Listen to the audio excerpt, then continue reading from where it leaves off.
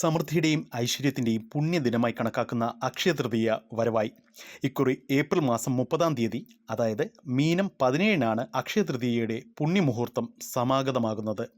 അന്നേ ദിവസം എന്ത് പുണ്യപ്രവൃത്തി ചെയ്താലും അത് 10 മടങ്ങ് ഐശ്വര്യമായി തിരികെ ലഭിക്കും എന്നതാണ് വിശ്വാസം. വൈശാഖമാസത്തിലെ ശുക്ലപക്ഷത്തിലെ 3-ാമത്തെ തിഥിയാണ് അക്ഷയതൃതീയ എന്ന് അറിയപ്പെടുന്നത്. ഇതേ നാൾ ചാന്ദ്രദിനം എന്നും അറിയപ്പെടാറുണ്ട്. അക്ഷയതൃതീയ നാളിൽ ചെയ്യുന്ന സത്കർമ്മങ്ങളുടെ ഫലം ഒരിക്കലും ക്ഷയിക്കില്ല എന്നതാണ് പുരാതന കാലം മുതൽക്കേയുള്ള വിശ്വാസം. അന്ന് പാവപ്പെട്ടവർക്ക് ദാനാദിധർമ്മങ്ങൾ നടത്തുന്നത് പുണ്യമായി പലരും കരുതുന്നു. വിഷ്ണു അവതാരങ്ങളായ പരശുരാമൻ, ബലഭദ്രൻ എന്നിവർ ജനിച്ച ദിവസമാണ് ചാന്ദ്രദിനം. ഭഗവതി അന്നപൂർണേശ്വരിയുടെ അവതാര ദിവസവും മഹാലക്ഷ്മി അനുഗ്രഹം ചൊരിയുന്ന ദിവസവും ഇതുതന്നെയാണ്.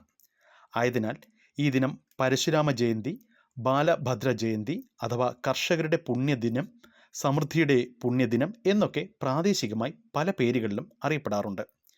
അക്ഷയതൃതീയ നാളിൽ പൊതുവെ സ്വർണ്ണാഭരണങ്ങൾ വാങ്ങുന്നത് ഐശ്വര്യമായിട്ടാണ് വിശ്വാസികൾ കരുതുന്നത്. മഹാലക്ഷ്മിയുടെ പ്രതീകമായി സ്വർണത്തെ കാണുന്നവർ അന്നേ ദിവസം ഒരു തരി പൊന്നെങ്കിലും വാങ്ങി വീട്ടിൽ സൂക്ഷിക്കുന്നത് പതിവാണ്.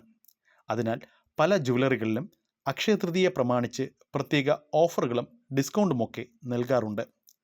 പുണ്യദിനത്തിലെ തിരക്ക് മാനിച്ച് പല ജ്വല്ലറികളിലും അഡ്വാൻസ് ബുക്കിംഗ് സൗകര്യം ഉൾപ്പെടെ ലഭ്യമാണ്. ജ്വല്ലറികൾ കൂടാതെ ഹോം അപ്ലയൻസസ് ഷോപ്പുകളും വാഹന ഡീലർമാരുമൊക്കെ മികച്ച ഓഫറുകളാണ് അന്നേ ദിവസം കസ്റ്റമേഴ്സിന് നൽകുന്നത്. ആയതിനാൽ ഇത് ഫലത്തിൽ വ്യാപാരത്തിൻ്റെ കൂടി ഉത്സവമായി മാറുകയാണിവിടെ. News network, Janabhumi.